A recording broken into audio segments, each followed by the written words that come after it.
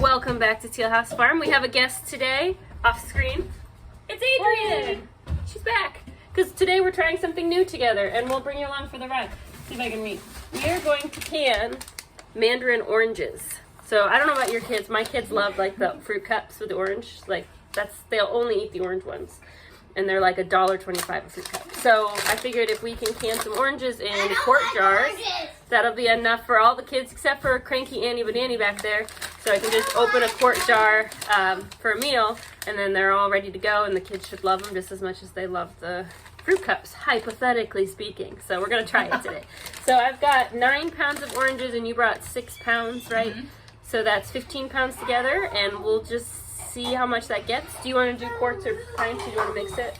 Quarts is what I brought. Okay, so we'll do quart jars. We'll see how many we get from that. And, oh, somebody has already opened this bag. Somebody stole some oranges. Okay. I wonder who it was, Mikey.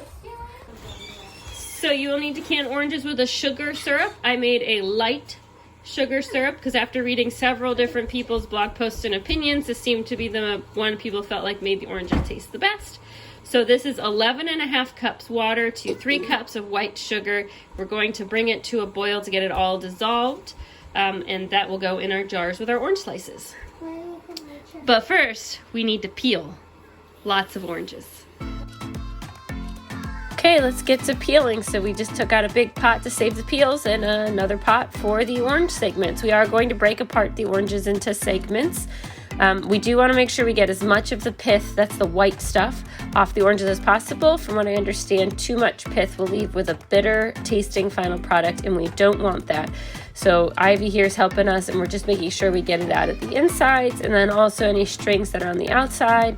It is kind of a time-consuming process, but it doesn't take that long, and the nice thing about these easy-to-peel mandarins is the peels just kind of fall off.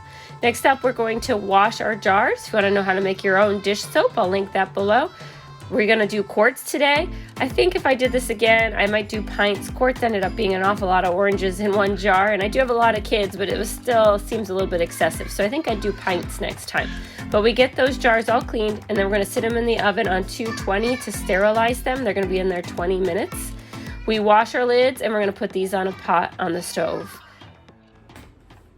Okay, we're ready to load. So we have all of our peels. We have all of our oranges segmented in this big pot here.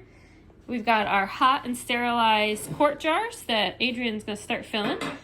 And we also got some hot pads, we got some jar lifters, we have our rings.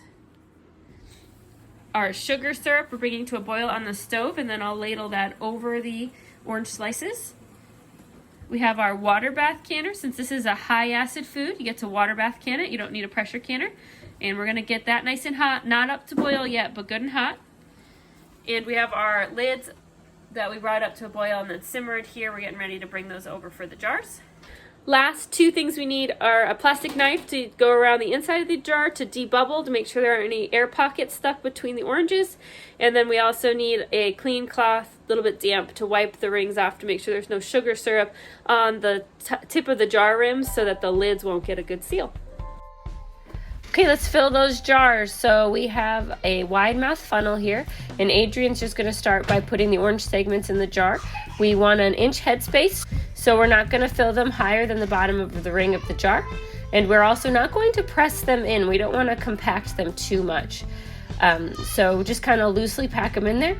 And then I'm going to add the sugar syrup on top, and we're going to fill to that bottom rim, same idea.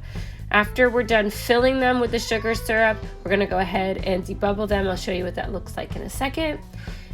You will notice that when you fill and then you debubble the jars that the water level might drop a little bit. And so don't be worried if you have to add a little bit more water before you go ahead and put the lids on your jar. So to bubble, you're going to use a plastic knife, or you could buy a plastic debubbler, which this looks like a plastic knife. And we're going to run it around the inside of the jar to make sure all of the air bubbles get out. And then we're going to wipe the rim with a damp cloth, and we can put our rings and our lids on, and then put them in our water bath canner to be processed. We are going to need to use 2 canners today because we're making a whole bunch. So Adrian lowers the rack in the water bath canner, and I filled up my pressure canner because you can use that as a water bath canner as well. You just want to make sure that there is water that goes an inch above the tops of the jar to water bath can. So we're going to go ahead and add water until it's full enough. And I put some peels and cinnamon sticks on the stove to make a nice smell in the kitchen. Once the canners get to a rolling boil, you start your timer. It's 10 minutes for these. And so that goes pretty quick. And then we're ready to get out our first batch.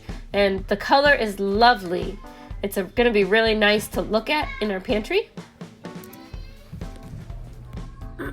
Okay, so Adrian has gone home. We have some very nice looking cans here of the mandarin oranges. Excited to pop them open and give them a try. We'll keep you informed on that one. And so some of the peels I used and just made a potpourri mix on the stove, which we enjoyed while we were cooking today.